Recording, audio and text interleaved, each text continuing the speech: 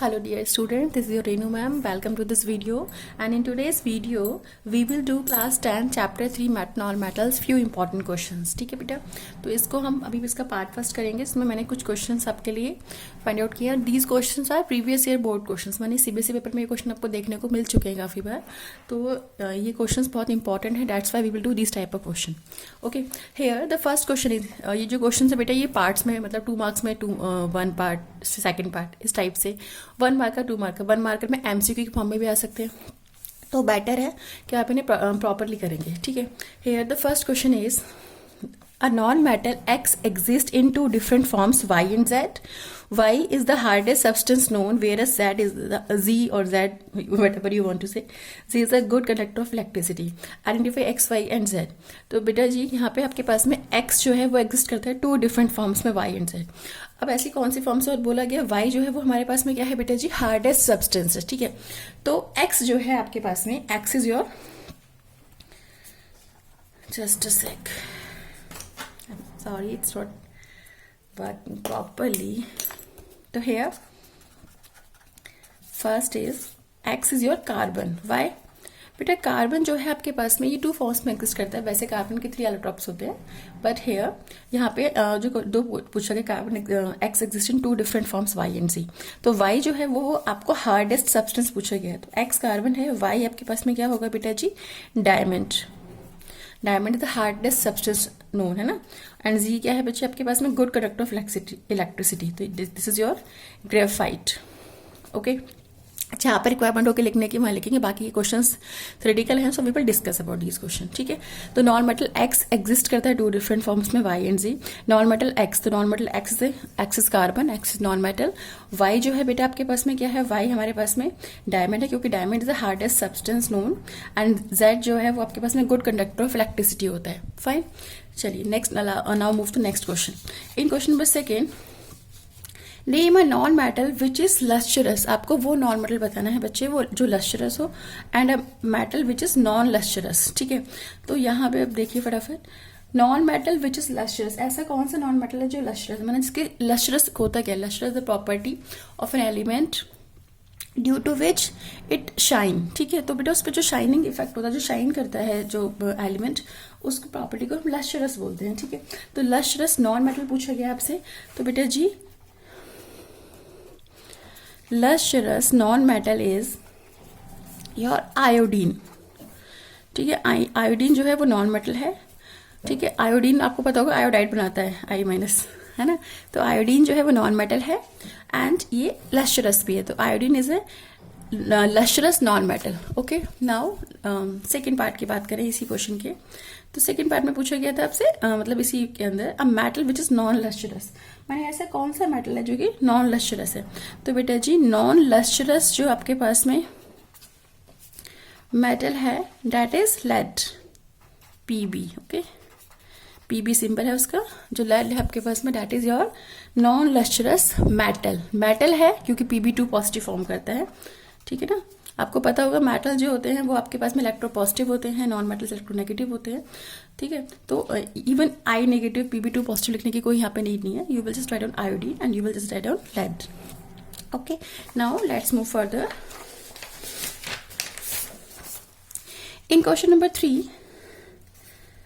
Question number 3 की अगर हम बात करते हैं बेटा जी, तो यहाँ पे पूछा गया है आपसे, वाई, फर्स्ट पार्ट में, why does calcium floats in water. तो कैल्शियम है आपके पास में, the correct pronunciation is calcium. Calcium, okay. तो why does calcium float in water. तो कैल्शियम जो है आपके पास में वाटर में फ्लोट क्यों करता है बेटू. ठीक है, तो सिंपल सा है बच्चे, कैल्शियम जो है आपके पास में रिएक्ट विद वाटर. ठीक है, तो कैल्शियम सॉलिड उसमें लिया स्टेट में हमने, वाटर ऑब्वियसली लिक्विड स्टेट में होता है. तो calcium react with water to form what, it will form calcium hydroxide, CaOH twice, और ये आपके पास में एक्वस फॉर्म में बनेगा. प्लस बेटा जी हाइड्रोजन गैस आपकी बनती है. ठीक है, जी लिख लो खाली, पूरा GAS की जरूरत नहीं है, जी लिख लिया हमने. तो कैल्शियम प्लस में वाटर, बैलेंस कर देते हैं इक्वेशन को, Ca plus 2H2 give rise to CaOH twice plus में H2. तो यहाँ पे होता है कि जब रिएक्शन होती है तो आपके पास में जो हाइड्रोजन गैस है, ठीक है, ये जो हाइड्रोजन गैस है बच्चे, इसके जो बबल्स होते हैं, ठीक है, bubbles of the hydrogen gas form here will stick to the surface of calcium. तो यहाँ पे रीजन में क्या आएगा, because bubbles of hydrogen gas produced will stick, और will क्यों लिख रहे हैं, stick होते हैं, stick with the surface of calcium. ठीक है, तो क्योंकि बबल जो है वो आपके पास में कैल्शियम की सरफेस के साथ में स्टिक हो जाते हैं हाइड्रोजन गैस की बबल, तो डेट्स वाई जो आपका कैल्शियम है वो फ्लोट करता है बेटे जी. ओके, आई थिंक आपको समझ में आ गया होगा. सेकेंड पार्ट में आपसे पूछा गया है बच्चे कि why sodium kept immersed in kerosene oil. Sodium को हम कैरोसिन ऑयल में क्यों डिप करके रखते हैं, हम उसे एयर में ओपन में क्यों नहीं छोड़ते, हम उसे वाटर में भी क्यों नहीं रखते. बेटे सिंपल सा लॉजिक है. सोडियम मेटल जो होता है वो आपके पास में हाईली रिएक्टिव मेटल होता है. ठीक है, तो सोडियम जो है बच्चे, that is your sodium is highly reactive metal. Sodium is highly, ये आपको लिखना, एक्चुअली मैं सिर्फ डिस्कस कर दे रही हूँ, बाकी आप अपने वर्ड्स में खुद लिख सकते हैं, उससे कोई इशू नहीं है. But sodium is highly reactive metal because it is highly reactive metal and it immediately catch fire when kept in open. अगर मैं इसे ओपन में रख दूं, ठीक है, ओपन में क्या है, ऑक्सीजन ऑब्वियसली, तो जो सोडियम है वो आपके पास में ऑक्सीजन से रिएक्शन करेगा. आ रहे समझ में, तो इट इमीडिएटली कैच फायर, मतलब कि यहाँ पे हमारे पास वो रिएक्शन जो होगी वो बहुत ही ज्यादा हाईली वॉलेंट होगी. ठीक है, रिएक्शन जो होगी वो आपके पास में क्या होगी, हाईली वॉलेंट होगी. Na2O फॉर्म होगा, Na plus O2 give rise to Na2O. ठीक है, प्लस में आपके पास में यहाँ पे हीट भी रिलीज हो रही है बच्चे, तो रिएक्शन जो है वो आपके पास में क्या है, यस बेटा. ठीक है, तो यहाँ पे आपके पास में क्या है, sodium plus oxygen plus two Na2O plus में हीट. तो हीट एनर्जी बहुत, मतलब कि हीट एनर्जी रिएक्शन इतनी एक्सोथर्मिक है, तो आपके पास में जो हीट इवॉल्व होती है वो तुरंत, इसकी वजह से क्या होता है, सोडियम इमीडिएटली कैच फायर. ठीक है, तो that's why sodium is always kept in kerosene oil. अच्छा, सोडियम को हम बेटा वाटर में भी नहीं रखते. ठीक है, वाटर में भी स्टोर नहीं करते. इसका रीजन क्या है, सिंपल सा है बच्चे, क्योंकि सोडियम जो आपके पास में वाटर से रिएक्शन करता है. ठीक है, सोडियम रिएक्ट विथ वाटर, क्या फॉर्म करेगा बच्चे आपके पास में, sodium hydroxide plus hydrogen gas plus में हीट. ठीक है, तो बैलेंस कर देते हैं, 2Na प्लस में आपके पास में 2H2O प्लस में 2NaOH प्लस में H2. ठीक है, तो यहाँ पे आपके पास में यहाँ पे भी हीट इवॉल्व हो रही है, तो हीट इवॉल्व की वजह से रिएक्शन क्या होगी, हाईली एक्सोथर्मिक, और जो हाइड्रोजन गैस है इट इमीडिएटली कैच फायर. ठीक है, यहाँ पे भी ये रिएक्शन भी बहुत हाईली एक्सोथर्मिक है और ये भी, तो दोनों ही केस में ना तो हम इसे ऑक्सीजन के साथ, मतलब कि ये ओपन में छोड़ सकते हैं सोडियम को, ना ही हम इसे वाटर में इमर्ज कर सकते हैं. That's why we will kept sodium in kerosene oil. ठीक है, तो ये हमारे पास में क्वेश्चन नंबर 3 हो गया. नाउ बेटा बात करते हैं क्वेश्चन नंबर 4 की. इन क्वेश्चन नंबर 4 देखो फटाफट जल्दी से, give one more suitable word for following statement. बहुत स्मॉल आंसर है बच्चे इसका, आपको सुटेबल वर्ड देना, मतलब like one word type answer ना. Metal oxide which shows basic as well as acidic behaviour, माने कि वो मेटल ऑक्साइड का, मतलब उन मेटल ऑक्साइड को आप क्या कहेंगे जो बेसिक और एसिडिक बिहेवियर दोनों शो करता है. ठीक है, तो बेटा जी इनको हम बोलते हैं बच्चे एम्फोटेरिक ऑक्साइड. ठीक है, एम्फोटेरिक ऑक्साइड हम इनको बोलते हैं. अब एम्फोटेरिक ऑक्साइड बोल रहे हैं, तो यहाँ पे एम्फोटेरिक मतलब यानी कि those oxide which show both acidic as well as basic characters. ठीक है, दोनों एसिडिक और बेसिक बिहेवियर शो करते हैं, तो उन ऑक्साइड को हम एम्फोटेरिक बोलते हैं. एग्जाम्पल के लिए अगर मैं बात करूँ आपसे, तो बेटा zinc oxide and aluminium oxide. ठीक है, ZnO and Al2O3, these two are amphoteric oxide. ठीक है, ये आपके पास में दोनों एम्फोटेरिक ऑक्साइड्स के एग्जाम्पल हैं. ठीक है, बी पार्ट की बात करें, बी पार्ट में बोला गया आपको iodine a non metal has shining surface. तो आपको एक ऐसा वर्ड देना है कि आयोडीन, हमने बताया आपको आयोडीन एक नॉन मेटल है और उसके शाइनिंग सरफेस है. बच्चे मैंने पीछे ही आपको बताया था कि शाइनिंग सरफेस मतलब लस्चरस, मतलब शाइनिंग सरफेस. तो यहाँ पे जो वर्ड हमारा यूज होगा वो कौन सा वर्ड यूज होगा बेटा, lustrous.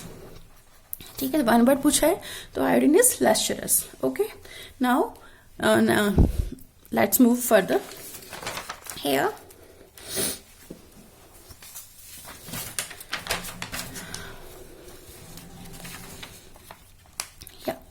Question number 5, what is form when sodium absorb moisture from air. ये क्वेश्चन अभी हमने कर लिया ऑलरेडी, पीछे मैंने बताया था कि sodium absorb moisture from air. Simple सी बात है कि सोडियम रिएक्ट विद वाटर, तो क्या फॉर्म होगा, sodium react with water, then आपके पास में सोडियम हाइड्रोक्साइड प्लस में हाइड्रोजन गैस प्लस में हीट एनर्जी इवॉल्व होती है.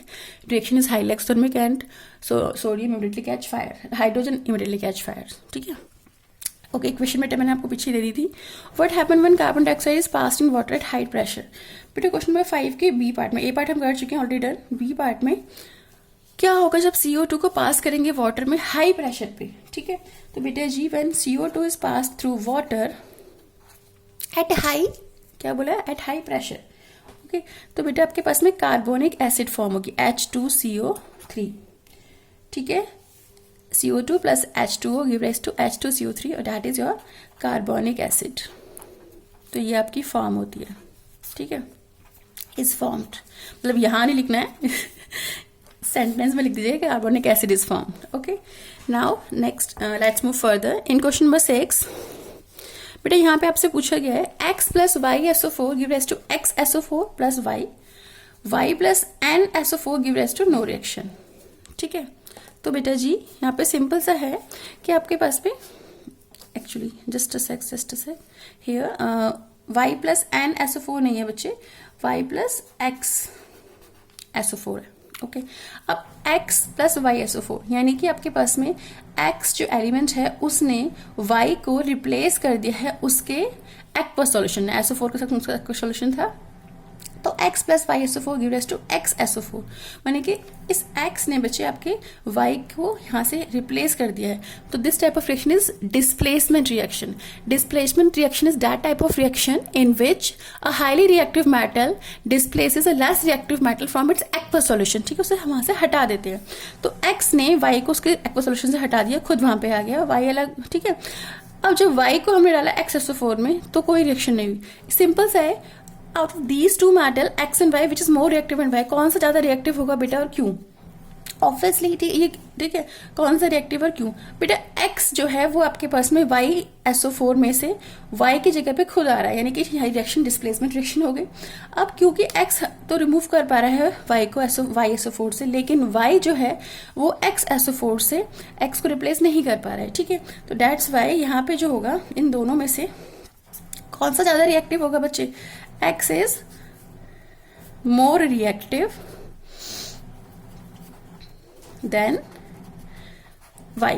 ठीक है, तो बेटा फर्स्ट हमारे पास में कि X जो है वो आपके पास में क्या आ गया, मोर रिएक्टिव हो गया Y से, क्योंकि इन दोनों जो आपके पास में इक्वेशन से यही कंक्लूड होता है. क्यों है Y? बिकॉज में क्या लिखेंगे हम, because X displaces Y from its aqueous solution but Y is not able to displace X from its aqueous solution. ठीक है, आई विश आपको समझ में आ गया होगा. ठीक है, तो आप प्रॉपर स्टेटमेंट लिख लेंगे इसकी. नाउ क्वेश्चन नंबर 7 की बात करते हैं. Generally when metals are treated with mineral acid hydrogen gas is liberated. ठीक है बेटा, मेटल को जब मिनरल एसिड के संग रिएक्शन करते हैं तो हाइड्रोजन गैस हमारी लिबरेट होती है, इवॉल्व होती है.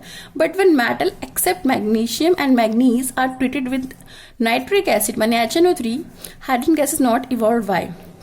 जनरली देखने को मिलता है कि मेटल जो है वो आपके पास में मिनरल एसिड के साथ को जब हम उनको रिएक्शन कराते हैं तो हाइड्रोजन गैस इवॉल्व होती है. लेकिन अगर हम मैग्नीज और मैग्नीशियम को छोड़ दें तो HNO3 के रिएक्शन पे हाइड्रोजन गैस इवॉल्व नहीं होती. ऐसा क्यों होता है बेटा जी? सिंपल सा लॉजिक है हमारे पास में, यहाँ पर भी ध्यान देंगे. बेटा जो नाइट्रिक एसिड है वो आपके पास में स्ट्रॉन्ग ऑक्सीडाइजिंग एजेंट है. ठीक है, क्वेश्चन नंबर 7 की हम बात कर रहे हैं. जस्ट अ सेक.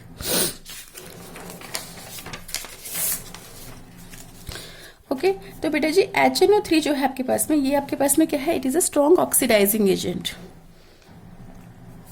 अब ऑक्सीडाइजिंग एजेंट है तो ये क्या कर देगा बेटा? सिंपल सी बात है, जब हमारा रिएक्शन हो रहा है, ठीक है, फॉर एग्जांपल मैं आपसे ये कहूँ कि जैसे कि जिंक को मैंने आपके पास में HNO3 से रिएक्शन कराया, डाइल्यूट HNO3 की बात करी, डाइल्यूट में और कॉन्सेंट्रेटेड में इक्वेशन अलग बनती है. ठीक है, तो सपोज मैंने यहाँ पे जिंक को डाइल्यूट नाइट्रिक एसिड के साथ में रिएक्शन कराया. ठीक है, तो आपके पास में क्या बनेगा बच्चे? हमारे पास जिंक नाइट्रेट, ठीक है, प्लस में क्या बनेगा, नाइट्रस ऑक्साइड प्लस H2O. ठीक है, बैलेंसिंग कर लेते हैं.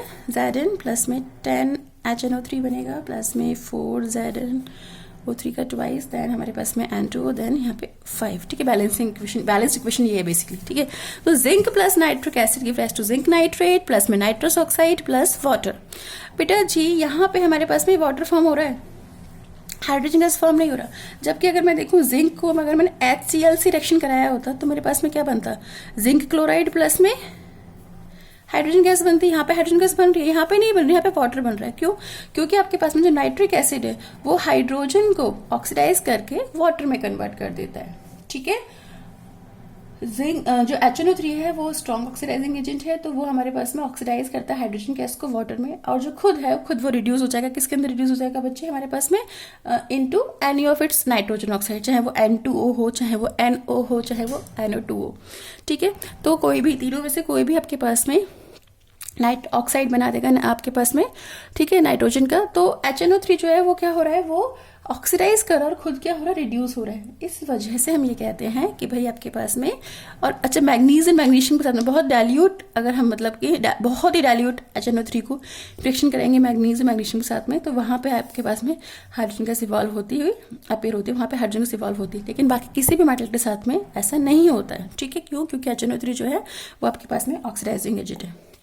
ठीक है बच्चे, अब आप मुझे कमेंट में ये बताएंगे कि मैग्नीज और मैग्नीशियम एंड मैग्नीज के केस में ही HNO3 की रिएक्शन के साथ में हाइड्रोजन गैस इवॉल्व हो रही है। बाकी ठीक है, मैंने ये तो बता दिया क्यों हो रही है, बाकी के साथ में इवॉल्व नहीं होती। क्यों नहीं होती? क्योंकि भाई HNO3 ऑक्सीडाइजिंग एजेंट है, तो फटाफट हाइड्रोजन को ऑक्सीडाइज करके वाटर में कन्वर्ट कर देता है। लेकिन मैग्नीशियम एंड मैग्नीज के साथ ऐसा नहीं कर पाता। ठीक है, ऐसा क्यों? इसका आप आंसर कमेंट्स में करेंगे। ठीक है, ये आपके लिए आंसर है, क्वेश्चन है। चलिए फटाफट बेटा रीजन वाले क्वेश्चन करते हैं जल्दी से, इसके लिए हमें इसकी जरूरत भी नहीं है क्योंकि रीजन वाले क्वेश्चन है। बेटा जी फर्स्ट है sodium potassium and lithium are stored under oil. जैसे मैंने पीछे बताया था sodium is capped in kerosene oil. ठीक है, तो वैसे यहाँ पे हम इनको ऑयल में रखते हैं। सिंपल सा लॉजिक यही है कि आपके पास में कि भाई ओपन में रखेंगे तो ये हाईली रिएक्टिव होते हैं, तो दे इमीडिएटली कैच फायर। अगर वाटर में रखते हैं तो ऑब्वियसली ये आपके पास में क्या करेंगे, वाटर में भी आपके पास में वहाँ पे जैसे कि NaOH बना दिया, पोटेशियम में KOH बना दिया, तो इस तरीके से होगा। तो आपके पास में दोनों ही केसेस में रिएक्शन जो होगी वो हाईली एक्सोथर्मिक होती है, तो हम इसे स्टोर करते हैं सिंपल ऑयल में। ठीक है, फर्स्ट पार्ट हो गया। इवन ये क्वेश्चन 2-3 बार पूछा गया, मतलब काफ़ी बार आ जाता है। सेकेंड पार्ट की अगर हम बात करते हैं बेटा जी, platinum gold and silver are use to make jewellery. तो हम इनको ज्वेलरी बनाने के लिए क्यों यूज़ करते हैं? ठीक है, ये आपको आराम से मिल जाते हैं, मतलब इजीली रिएक्ट नहीं करते हैं क्योंकि ये आपके पास में रिएक्टिविटी स्टेज में बॉटम में होते हैं। ठीक है, वो भी ठीक है कि रिएक्टिविटी स्टेज में बॉटम में होते हैं। दूसरा आपके पास में लश्रस होते हैं। बेटा ज्वेलरी जो होती है वो मतलब ऑब्वियसली सबको अट्रैक्ट करती है ना, तो जो ज्वेलरी होती है, मतलब जो इनकी प्लैटिनम गोल्ड एंड सिल्वर की हम बात करें तो ज्वेलरी जो है लश्रस होती है। तो दीज मेटल्स आर लश्रस हैं and they are highly malleable. ठीक है, मैलिएबिलिटी इनकी हाई होती है, that's why they are easy to use in jewellery. Okay, third part है आपके पास में carbonate and sulphide ores are usually converted into oxide during the process of extraction. इनको हम जनरली ऑक्साइड में कन्वर्ट करते हैं। ठीक है, पहले कार्बोनेट को भी ऑक्साइड में कन्वर्ट करेंगे, सल्फाइड और को भी ऑक्साइड में कन्वर्ट करेंगे जब इन्हें एक्सट्रैक्शन करते हैं, मतलब कि मेटल निकाल रहे होते हैं। तो बेटा सिंपल सी बात है, मेटल ऑक्साइड से मेटल को रिड्यूस करना, मतलब metal oxide reduce to metal, ये हमारे पास में ईजी प्रोसेस होता है। ठीक है, डायरेक्टली कार्बोनेट और सल्फाइड और से मेटल निकालना मुश्किल होता है, it's a difficult task. Simple सा है कि इट इज़ ईजी। ठीक है, to convert metal oxide into metal. ठीक है, उसके मेटल निकालने के बाद भी मेटल प्योर नहीं होता, वहाँ पे भी डिफरेंट आपके पास में टेक्निक यूज़ की जाती हैं उसको प्योरीफाई करने के लिए। लेकिन डायरेक्टली कार्बोनेट और सल्फाइड और से मेटल को निकालना जो है वो फिजिबल नहीं हो पाता है। तो मेटल ऑक्साइड जो है हमारे पास में, मेटल ऑक्साइड से मेटल को एक्सट्रैक्ट करना जो होता है बच्चे, वो बहुत ही ईजी टास्क कह लो, मतलब बहुत ही ईजी नहीं है बट स्टिल अगर कंपेयर करें हम, ठीक है, तो वो मेटल ऑक्साइड से मेटल को सेपरेट करना जो है वो थोड़ा सा बेटर है। ठीक है, दैट्स व्हाई हम ऐसा करते हैं। चलिए अभी मिलते हैं नेक्स्ट वीडियो में, इसका और इंपॉर्टेंट क्वेश्चन चैप्टर के मैं आपको नेक्स्ट वीडियो में शेयर करूंगी। Till then bye.